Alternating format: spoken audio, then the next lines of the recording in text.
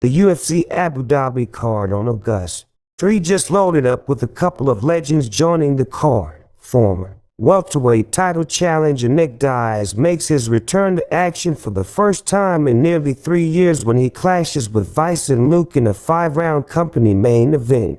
Tony Ferguson also fights on the card at welterweight against Michael Chiesa. The new fights were announced by UFC CEO Dana White on Wednesday, with the main event previously confirmed as Corey Sandhagen taking on Umar Nurmagomedov.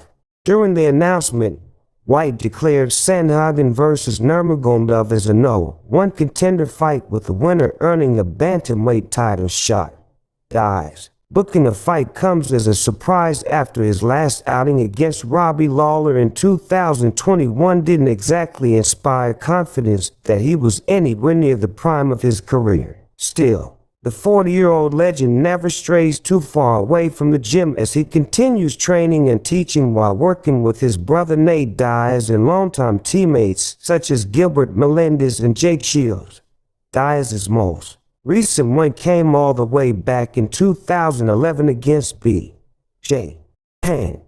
Since then, Diaz fell to Lawler, Georges St. Pierre, Carlos Condit, and Anderson Silva, with that final fight overturned to a no contest after the Brazilian tested positive for a banned substance.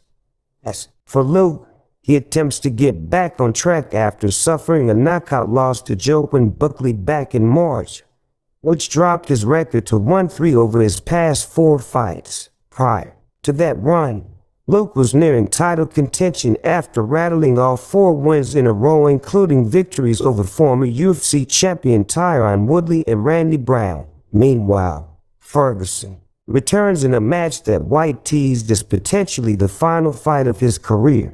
The former interim lightweight champion moves to 170 pounds after losing his past 7 fights in a row. He'll attempt to end that losing skid when he faces Chiesa, who hasn't fought since July 2023 when he fell to Kevin Holland by submission in his 3rd loss in a row overall.